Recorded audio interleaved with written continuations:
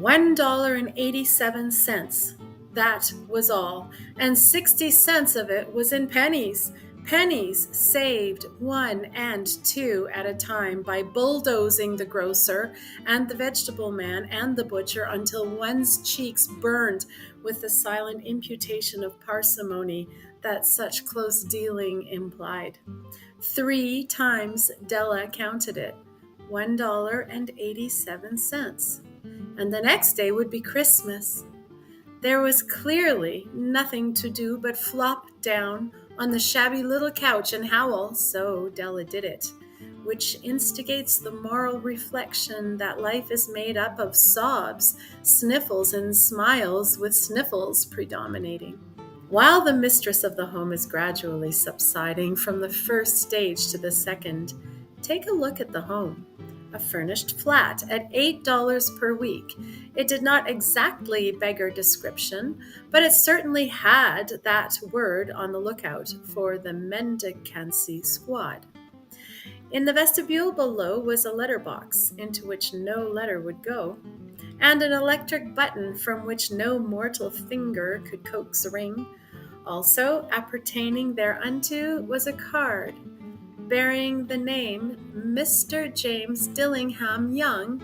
The Dillingham had been flung to the breeze during a former period of prosperity when its possessor was being paid $30 per week. Now, when the income was shrunk to $20, the letters of Dillingham look blurred, as though they were thinking seriously of contracting to a modest and unassuming D.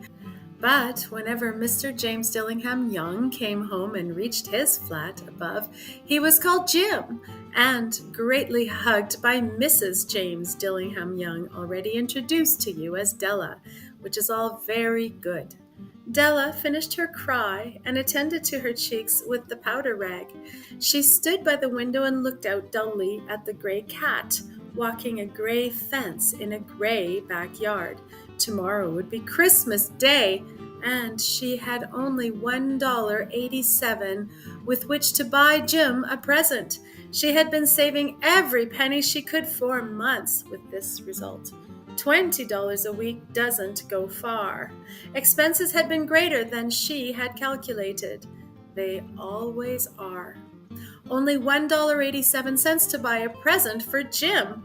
Her Jim. Many a happy hour she had spent planning for something nice for him, something fine and rare and sterling, something just a little bit near to being worthy of the honor of being owned by Jim.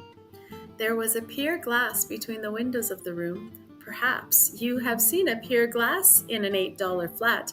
A very thin and very agile person may, by observing his reflection in a rapid sequence of longitudinal strips, obtain a fairly accurate conception of his looks. Della, being slender, had mastered the art. Suddenly she whirled from the window and stood before the glass. Her eyes were shining brilliantly, but her face had lost its color within 20 seconds. Rapidly, she pulled down her hair and let it fall to its full length.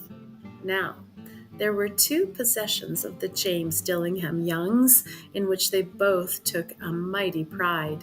One was Jim's gold watch that had been his father's and his grandfather's. The other was Della's hair. Had the Queen of Sheba lived in the flat across the air shaft, Della would have let her hair hang out the window some day to dry, just to depreciate Her Majesty's jewels and gifts. Had King Solomon been the janitor, with all his treasures piled up in the basement, Jim would have pulled out his watch every time he passed, just to see him pluck at his beard from envy.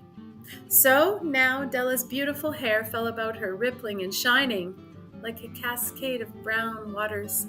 It reached below her knee and made itself almost a garment for her.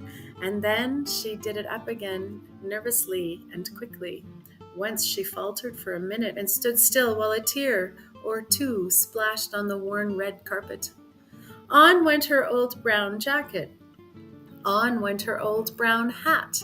With a whirl of skirts and with the brilliant sparkle still in her eyes, she fluttered out of the door and down the stairs to the street. Where she stopped, the sign read, Madame Sofronie, hair goods of all kinds. One flight up, Della ran and collected herself, panting. Madame, large, too white, chilly, hardly looked the Sofronie. Will you buy my hair? Asked Della. I buy hair, said Madame. Take your hat off and let's have a sight at the looks of it. Down rippled the brown cascade. $20, said Madame, lifting the mass with a practiced hand. Give it to me quick, said Della. Oh, and the next 2 hours tripped by on rosy wings. Forget the hashed metaphor. She was ransacking the stores for Jim's present. She found it at last. It surely had been made for Jim and no one else. There was no other like it in any of the stores, and she had turned all of them inside out. It was the platinum fob chain, simple and chaste in design, properly proclaiming its value by substance alone and not by meretricious ornamentation, as all good things should do. It was even worthy of the watch.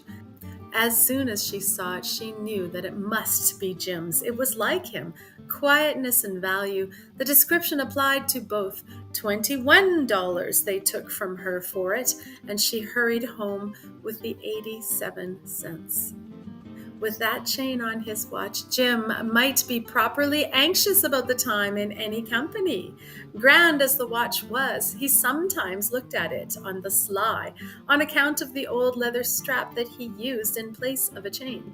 When Della reached home, her intoxication gave way a little to prudence and reason. She got out her curling irons and lighted the gas and went to work repairing the ravages made by generosity added to love, which is always a tremendous task, dear friends, a mammoth task. Within 40 minutes, her head was covered with tiny, close-lying curls that made her look wonderfully like a truant schoolboy. She looked at her reflection in the mirror long, carefully, and critically.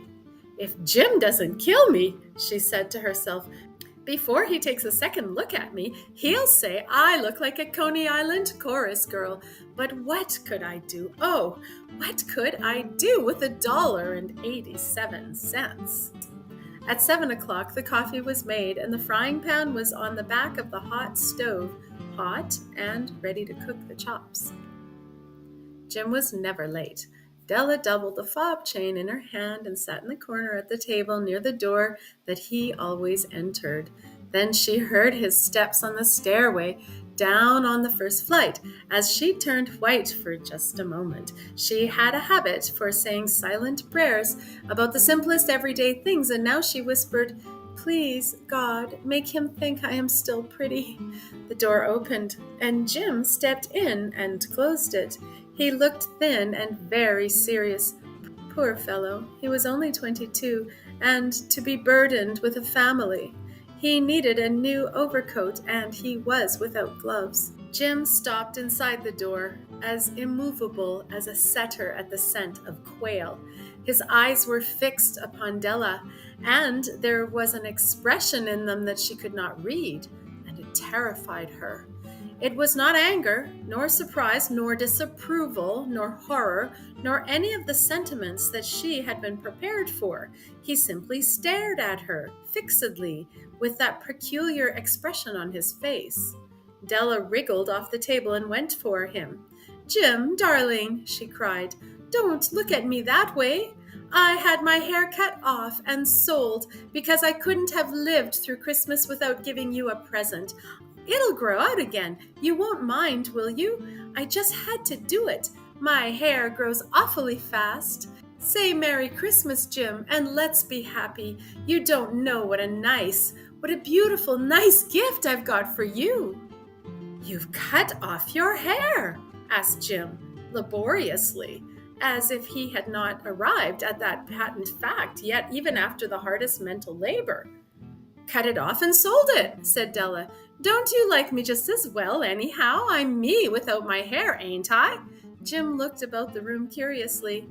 "You say your hair is gone," he said, with an air almost of idiocy. "You needn't look for it," said Della. "It's sold, I tell you, sold. And gone, too. It's Christmas Eve, boy. Be good to me, for it went for you. Maybe the hairs of my head were numbered, she went on with sudden serious sweetness. But nobody could ever count my love for you. Shall I put the chops on, Jim? Out of his trance, Jim seemed quickly to wake. He enfolded his Della. For 10 seconds, let us regard with discreet scrutiny some inconsequential object in the other direction. $8 a week or $1 million a year? What is the difference? A mathematician or a wit would give you the wrong answer. The Magi brought valuable gifts, but that was not among them. This dark assertion will be illuminated later on. Jim drew a package from his overcoat pocket and threw it upon the table. Don't make any mistake, Dill, he said, about me. I don't think there's anything in the way of a haircut or a shave or a shampoo that could make me like my girl any less. But if you'll unwrap that package, you may see why you had me going a while at first. White fingers and nimble tore at the string and paper, and then an ecstatic scream of joy, and then, alas, a quick feminine change to hysterical tears and wails, necessitating the immediate employment of all the comforting powers of the lord of the flat. For there lay the combs, a set of combs, side and back, that Della had worshipped long in a Broadway window. Beautiful combs, pure tortoiseshell with jeweled rims, just the shade to wear in the beautiful, vanished hair. They were expensive combs, she knew, and her heart had simply craved and yearned over them without the least hope of possession. And now they were hers, but the tresses that should have adorned the coveted adornments were gone. But she hugged them to her bosom, and at length she was able to look up with dim eyes and smile and say, "My hair grows so fast, Jim." And then Della leaped up like a little singed cat and cried, "Oh, oh!" Jim had not yet seen his beautiful present. She held it out to him eagerly upon her open palm. The dull, precious metal seemed to flash with the reflection of her bright and ardent spirit. "Isn't it a dandy, Jim? I hunted all over town to find it. You'll have to look at the time 100 times a day now. Give me your watch. I want to see how it looks on it." Instead of obeying, Jim tumbled down on the couch and put his hands behind the back of his head and smiled. "Dell," said he, "let's put our Christmas presents away and keep 'em a while. They're too nice to use just at present. I sold the watch to get the money to buy your combs. And now, suppose you put the chops on." The Magi, as you know, were wise men, wonderfully wise men, who brought gifts to the babe in the manger. They invented the art of giving Christmas presents. Being wise, their gifts were no doubt wise ones, possibly bearing the privilege of exchange in case of duplication. And here I have lamely related to you the uneventful chronicle of two foolish children in a flat, who most unwisely sacrificed for each other the greatest treasures of their house. But in a last word to the wise of these days, let it be said that of all who give gifts, these two were the wisest. Of all who give and receive gifts, such as they are wisest. Everywhere they are wisest. They are the Magi. The end.